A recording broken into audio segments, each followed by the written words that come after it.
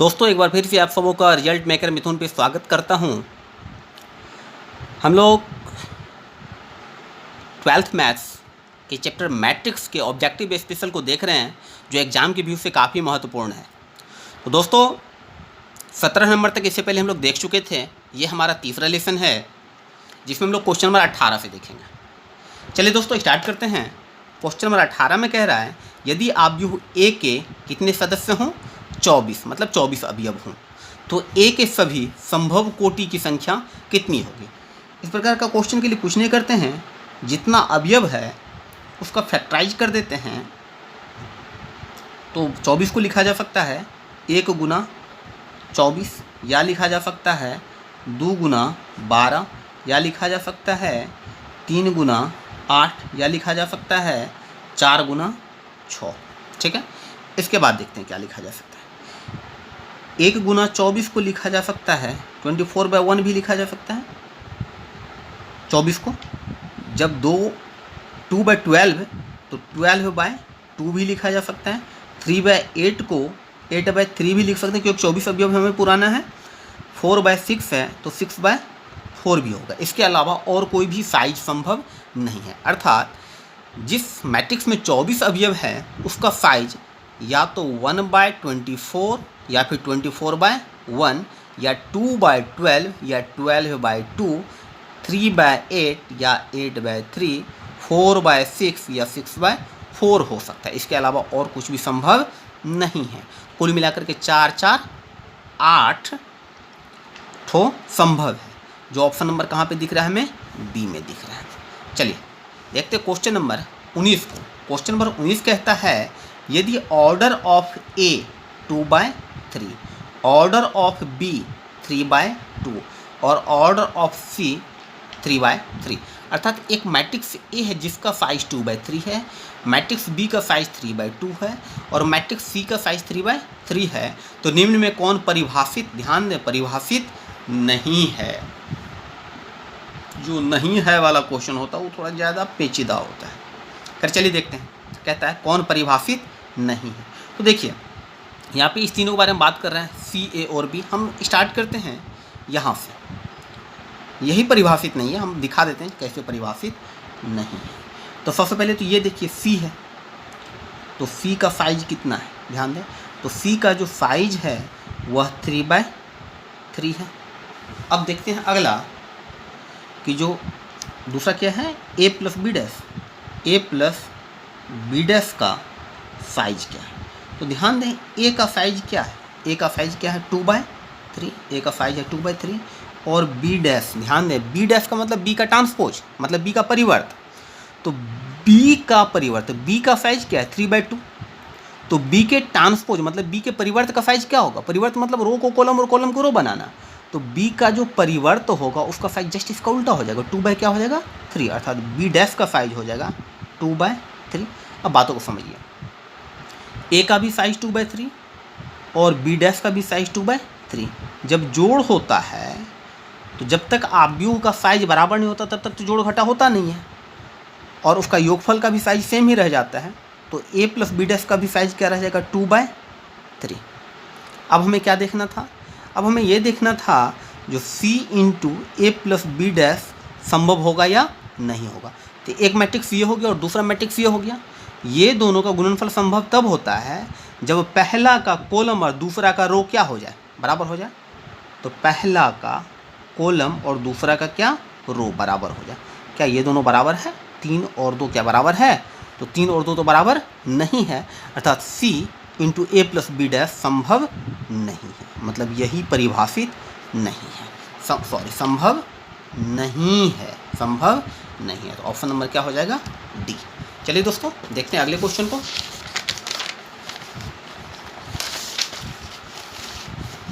Question number 20 कह रहा है हमारा क्या,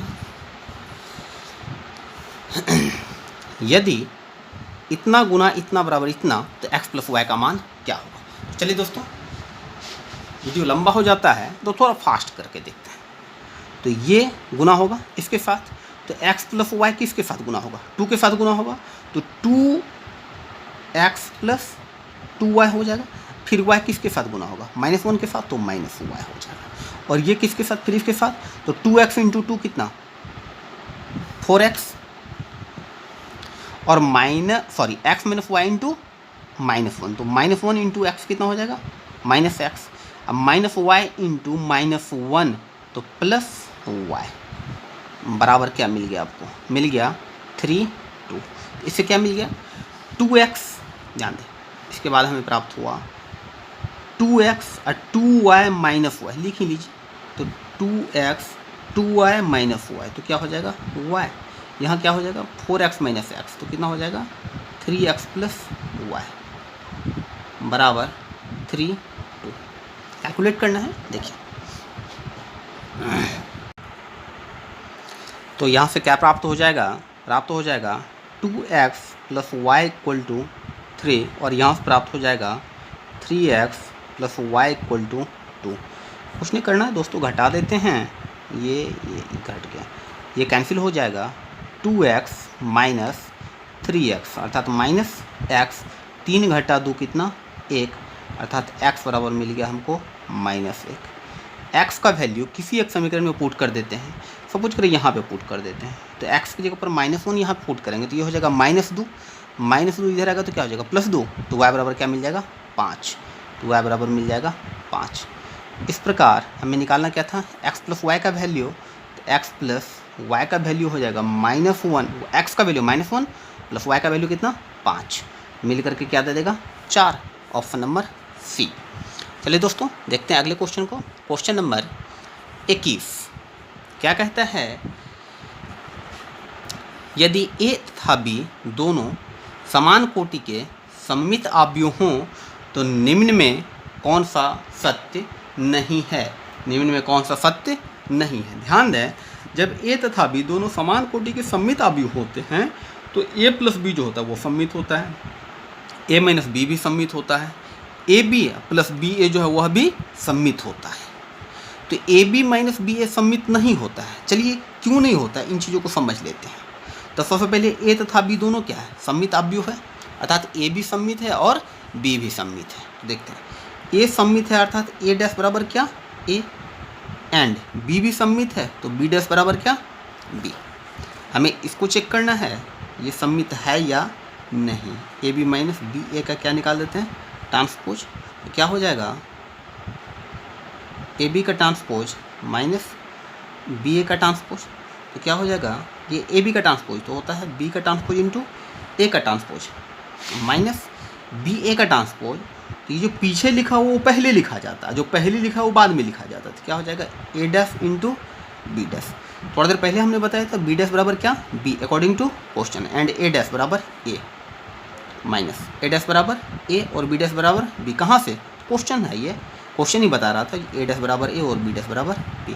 माइनस को कॉमन कर लीजिए तो ये हो जाएगा AB माइनस BA, कितना बराबर, तो AB माइनस BA का ट्रांसपोज, मतलब कोई एक अवयव है ये, उसका परिवर्त बराबर उसी का क्या मिल जाता है नेगेटिव मिल गया। तो इस प्रकार से यह जो है वह क्या हो गया विषम सममित हो गया, क्या हो गया विषम सममित, मतलब स्क्यू सिमेट्रिक मैट्रिक्स, अर्थात AB माइनस BA जो है वो सममित ना होकर के क्या होता है विषम सममित होता है। तो कौन सत्य नहीं है, ये ऑप्शन नंबर डी जो है यही सत्य नहीं है। चलिए दोस्तों देखते हैं क्वेश्चन नंबर 22 को। क्वेश्चन नंबर 22 हमारा कह रहा है यदि A बराबर इतना तथा A बराबर AT अर्थात ट्रांसपोज ऑफ A अर्थात A का परिवर्त, तो देखते हैं क्या होता है। सबसे पहले देखिए A दिया हुआ है तो A लिख लीजिए 5x y और 0, 5x y 0, फिर ये A हो गया, कहता है A का ट्रांसपोज, तो A का ट्रांसपोज का क्या मतलब है, A का ट्रांसपोज मतलब ट्रांसपोज ऑफ A मतलब A का परिवर्त, मतलब रो को कॉलम और कॉलम को रो को बना दीजिए कॉलम, इस रो को भी बना दीजिए कॉलम। अब ये दोनों क्या बता रहा है समान अवयव, तो समान अवयव के संगत अवयव क्या होते हैं बराबर होते हैं। इस प्रकार से 5 के बराबर ऑलरेडी होता है, x किसके बराबर y के बराबर, y किसके बराबर x के बराबर, 0 किसके बराबर 0 बराबर। तो ये जो फैक्ट मिला x बराबर y और यहाँ भी क्या मिला y बराबर x, तो फाइनली हम लिख सकते हैं x बराबर y, जो ऑप्शन नंबर कहाँ मिल रहा है सी में मिल रहा है। चलिए दोस्तों देखते हैं अगले क्वेश्चन को, क्वेश्चन नंबर 23, बहुत अच्छा क्वेश्चन है। क्वेश्चन नंबर 23 कहता है यदि ए तथा बी दो अवयव इस प्रकार हो कि ए बी बराबर कितना ए और बी ए बराबर कितना बी, तो निकालना क्या है, बी स्क्वायर निकालना है। तो बी स्क्वायर का मान क्या होगा, ये निकालना है। तो चलिए दोस्तों देखते हैं क्या दे रखा है, बी ए बराबर बी और हमें वैल्यू किसका निकालना है, बी स्क्वायर का निकालना है। तो बी को जब बी से गुना करेंगे तब ना बी स्क्वायर मिलेगा। हम क्या करते हैं, पोस्ट मल्टीप्लाई बाय बी, मतलब इसको पोस्ट मल्टीप्लाई कर देते हैं किसके साथ, बी से। तो बी बी ठीक है, इसे क्या लिखा जा सकता है, बी इंटू ए बी लिख सकते हैं बराबर बी गुना बी कितना, बी स्क्वायर। तो बी इंटू ए बी, ध्यान दें ए बी की जगह पर क्या लिख सकते हैं, ए लिख सकते हैं, ए बी की जगह पर ए बराबर क्या, बी स्क्वायर। फिर क्या मिल गई है, बी ए, और बी ए की जगह पर क्या लिख सकते हैं, बी, जिस इम्प्लाइज बी बराबर कितना, बी स्क्वायर। इस प्रकार हम लिख सकते हैं क्या, बी स्क्वायर बराबर कितना, बी। इस प्रकार से ऑप्शन आपको मिला क्या, ऑप्शन नंबर ए। चलिए दोस्तों देखते हैं अगले क्वेश्चन को। अगला क्वेश्चन है यदि a बराबर 2 1 1 1 तो 7 a का डिटर्मिनांट क्या होगा। ध्यान दो दोस्तों, इस प्रकार के क्वेश्चन में बच्चे कंफ्यूज कर जाते हैं, तो समझते हैं हम लोग होगा क्या। यह एक a दे रखा है किस रूप में, तो मैट्रिक्स के रूप में। यहाँ 7a पूछा है किस रूप में, तो डिटर्मिनेंट रूप में। तो ध्यान दें ये तो a बराबर है, तो 7a क्या हो जाएगा, यह a अभी मैट्रिक्स है और मैट्रिक्स को किससे गुना कर रहे हैं, 7 से गुना कर रहे हैं।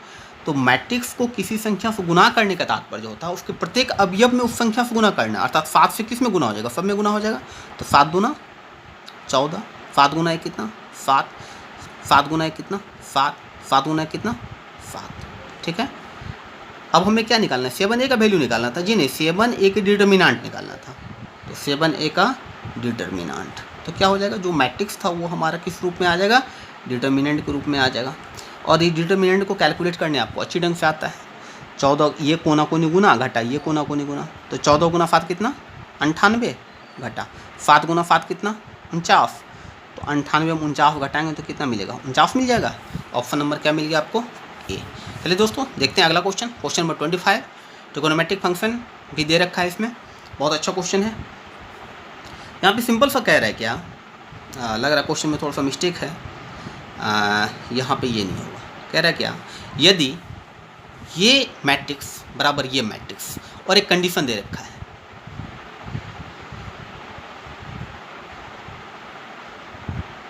Zero is less than theta less than π/2, अर्थात ये जो थीटा है वह 0 से बड़ा और π/2 से क्या है, छोटा है। ये कंडीशन दे रखा है और यहाँ पे एक रिलेशन दे रखा है इस दोनों मैट्रिक्स में। तो रिलेशन क्या दे रखा है, कह रहा है ये दोनों मैट्रिक्स क्या है, समान है। और मैट्रिक्स समान होता कब है, जब उसका संगत अवयव क्या होता है, बराबर होता है। अर्थात √2 cos थीटा संगत अवयव बराबर, अर्थात ये पहला पहले बराबर, थीटा बराबर 1, 0 0 1 बराबर, इससे कोई फर्क नहीं पड़ेगा। ये 0 0 बराबर और sin 2 थीटा बराबर कितना 1, sin 2 थीटा बराबर कितना 1। चलिए दोनों को कैलकुलेट करके थीटा का वैल्यू निकाल लेते हैं, कहानी खत्म हो जाएगी। तो क्या लिखा जा सकता है, cos थीटा बराबर √2 इधर गुना में इस तरफ आएगा तो भाग में हो जाएगा 1/√2। दिस इम्प्लाइज cos थीटा बराबर cos में 1/√2 फर्स्ट क्वाड्रेंट में कहाँ पे मिलता है, तो 45 पे मिलता है। तो थीटा बराबर क्या मिल गया 45, और 45 को रेडियन में क्या लिखेंगे π/4, तो थीटा का वैल्यू क्या मिल गया π/4। यहाँ देखते हैं क्या है, sin 2 थीटा बराबर sin 1 कहाँ पे,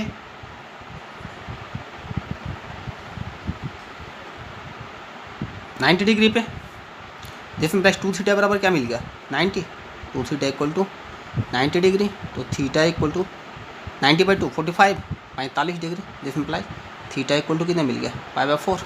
इस प्रकार से थीटा का वैल्यू यहाँ भी π/4 यहाँ भी π/4, दोनों सेम वैल्यू आया, इसलिए π/4 ऑप्शन नंबर ए।